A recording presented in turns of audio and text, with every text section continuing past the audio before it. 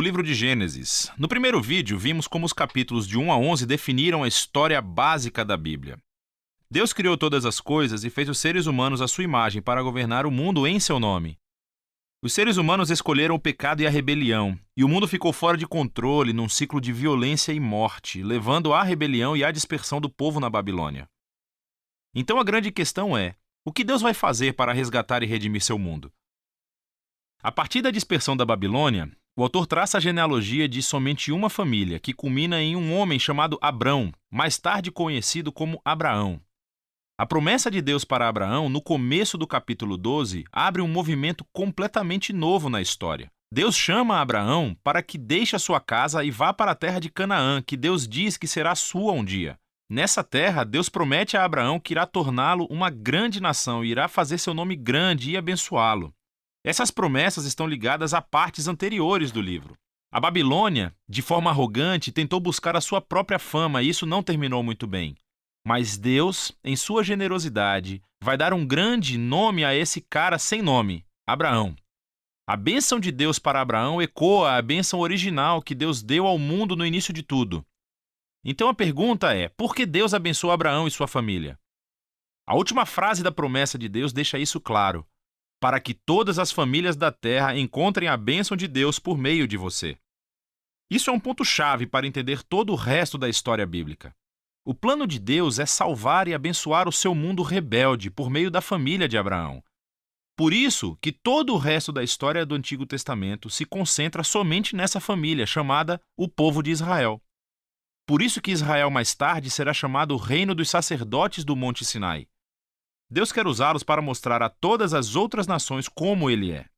No fim, essa é a promessa realçada pelos profetas bíblicos e poetas que aparecem mais tarde, que dizem que o seu cumprimento virá por meio do rei messiânico de Israel, cujo mandato trará justiça e paz a todas as nações.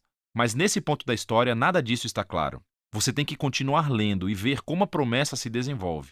O resto do livro concentra-se em Abraão e sua família. Primeiro no próprio Abraão, depois no seu filho Isaque, depois no seu filho Jacó e finalmente nos 12 filhos de Jacó.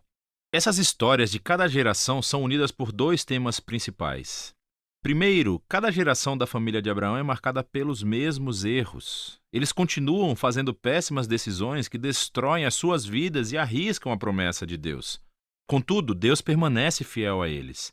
Ele continua salvando-os dos seus próprios erros e reafirmando o seu compromisso de abençoá-los, de abençoar as nações por meio deles, apesar de suas falhas. As histórias de Abraão. Deus tinha prometido a Abraão uma família enorme, mas em duas ocasiões diferentes ele teme por sua vida, porque outros homens se sentem atraídos pela sua esposa. E ele nega estar casado com ela, o que obviamente cria todo tipo de problemas. Não só isso, mas Abraão e sua esposa Sara não podem ter filhos. Então Sara planeja para que Abraão tome uma das suas servas, o que também cria todo tipo de problemas. Mas toda vez Deus livra Abraão. Nos capítulos 15 e 17, Deus chega a formalizar sua promessa para Abraão com um compromisso oficial, chamado de aliança. Essa é uma cena clássica. Deus convida Abraão para olhar o céu estrelado de noite e contar as estrelas. Ele diz que a sua família será numerosa do mesmo jeito. Apesar das probabilidades, sem filhos e sem maneira de ter nenhum filho no momento, Abraão olha para o céu e simplesmente confia na promessa de Deus. Deus responde por meio de uma aliança com Abraão, prometendo que ele se tornará pai de várias nações, que a bênção de Deus virá para o mundo inteiro. Deus pede que Abraão marque a sua família com o sinal da aliança, a circuncisão de todos os meninos da família. Esse símbolo serve para que eles lembrem que a prosperidade da sua família é uma dádiva de Deus. Abraão termina por ter muitos filhos e morre em idade bem avançada. As histórias de Jacó abordam esses temas de forma ainda mais dramática. A partir do seu nascimento, Jacó faz jus ao seu nome, que significa enganador. Ele engana seu irmão Esaú, tomando a sua herança e a sua bênção. E ele faz isso enganando seu velho pai, que estava cego e simplesmente vai embora. Ele tem 4 esposas, mas ama somente uma, Raquel. E isso cria muitas rivalidades na família. A única coisa que o humilha é ser enganado por seu tio Labão, que toma anos de sua vida. O jogo finalmente virou. Um Jacó humilhado regressa à sua terra natal. Em uma história muito estranha, Jacó acaba lutando com Deus e exige que Deus o abençoe. Algumas coisas nunca mudam, não é? Contudo, Deus honra a sua determinação e passa a bênção de Abraão para Jacó. Deus muda o nome de Jacó para Israel, que significa aquele que luta com Deus. É nessa última parte do livro, da história dos filhos de Jacó, que todos os temas convergem num ponto comum. Jacó ama o seu penúltimo filho, José, mais do que qualquer outro, e lhe dá um casaco especial. Os 10 filhos mais velhos passam a odiar José. Eles sequestram-no e planejam matá-lo. Mas em vez disso, eles decidem simplesmente vendê-lo como escravo para o Egito, onde ele termina na prisão. Isso é que é um fracasso de família. Mas Deus está com José.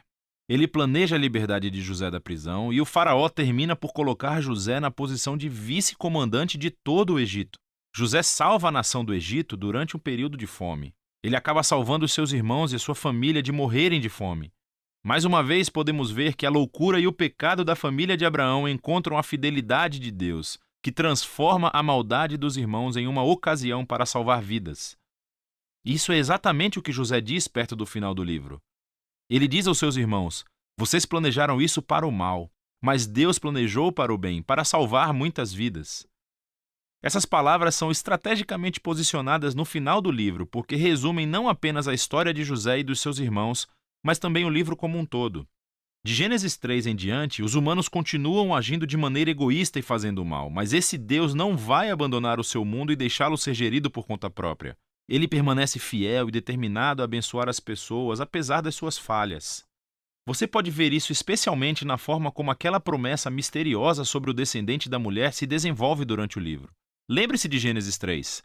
Deus prometeu que esse guerreiro ferido viria e destruiria a serpente e derrotaria o mal na sua fonte. O autor então conecta essa promessa diretamente à linhagem de Abraão. Essa é a parte sobre como Deus trará a sua bênção para as nações. De Abraão, a promessa é ligada a Judá, o quarto filho de Jacó, da seguinte maneira. Em um poema extremamente importante no capítulo 49, Jacó, já envelhecido e no seu leito de morte, quer abençoar os seus 12 filhos. Quando chega a vez de Judá, Jacó prevê que Judá se tornará a tribo dos líderes reais de Israel. Um dia, um rei virá para comandar a obediência de todas as nações e cumprir a promessa de Deus de restaurar a bênção do jardim para todo o mundo. Depois disso, Jacó morre e depois José morre também.